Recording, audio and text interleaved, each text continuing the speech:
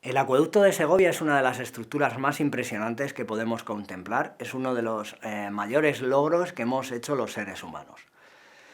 Bueno, para empezar, hay que decir que la parte que podemos ver, la parte más típica donde tenemos las grandes arcadas, mide 800 metros, pero el acueducto en su longitud total son 17 kilómetros, desde un manantial hasta la ciudad. Y se construyó para abastecer de agua a los habitantes de la ciudad de Segovia y también para poder regar las huertas que había alrededor de la ciudad. A lo largo de estos 17 kilómetros se mantiene una inclinación constante. Hay que tener en cuenta que si hay puntos en los que cambia el sentido de la inclinación se pueden producir balsas de agua. Entonces, la inclinación es siempre constante para que la velocidad del agua también sea constante. Y hacer eso durante 17 kilómetros sin GPS y sin las tecnologías que tenemos hoy en el siglo XXI, hay que tener en cuenta que no es nada fácil.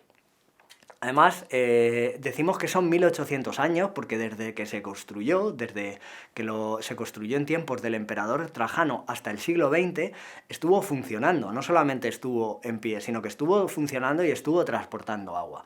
Y solo en el siglo XX, debido a que aparecieron los automóviles y aumentó la contaminación, y los vehículos, como podemos ver en esta imagen, ahora está prohibido pasar por debajo del acueducto, pero durante gran parte del siglo XX los vehículos pasaban por debajo del acueducto y solo hasta entonces se tuvo que parar la canalización de agua porque las piedras se empezaron a deteriorar de una forma bastante acelerada.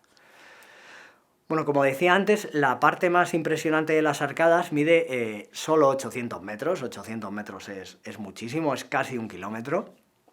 Y esto no solamente es impresionante por los 28 metros que tiene de altura en su punto central, esa es la altura máxima, sino que los romanos sabían que para soportar todo este peso y toda esta estructura había que hacer una buena cimentación. Las cimentaciones llegan hasta 6 metros de profundidad, o sea, antes de poner la primera piedra, ellos ya habían hecho una cimentación de hasta 6 metros de profundidad para poder colocarlo todo. También hay que tener en cuenta que hay zonas donde hay recodos, no es recto. Tenían que pasar zonas curvas y ahí, desde el punto de vista de la estructura y desde el punto de vista de circular bien la canalización del agua, no es nada fácil el diseño de este tipo de estructuras. Otro dato que también es importante es la luz. La distancia entre los diferentes arcos es de 5,1 metros.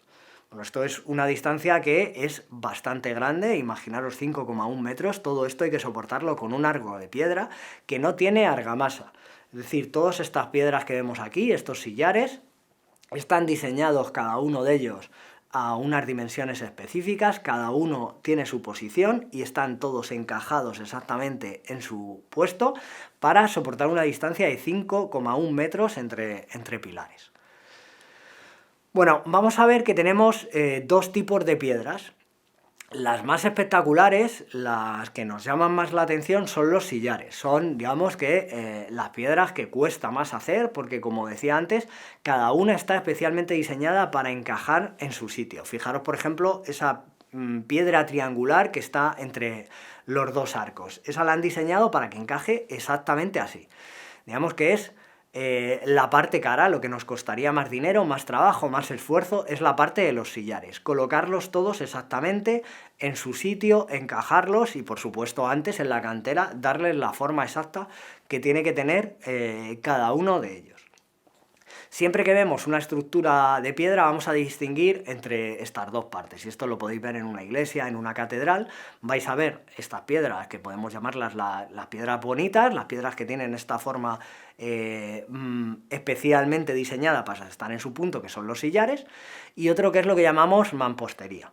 En la zona de mampostería lo que tenemos son piedras que no están trabajadas, que cada una está colocada donde más o menos encaja y por lo tanto, como no encajan tan bien, necesitamos una argamasa para poder unirlas. Bueno, pues lo que vamos a ver en este vídeo es que, sorprendentemente, lo que diferencia al acueducto de Segovia de muchos otros acueductos que no han llegado hasta nuestros días es que esta parte de mampostería es su gran secreto y es lo que ha ayudado tanto al acueducto a sobrevivir durante tantos años. La parte más pobre, la parte menos trabajada, ha ayudado tanto como la parte trabajada, y ahora vamos a ver por qué. Aquí vemos un detalle de esta mampostería, vemos que estas no son sillares, son piedras que según estaban, pues ahí las han puesto y las han encajado como buenamente podía, y como no encajan bien, pues tienen esa argamasa alrededor.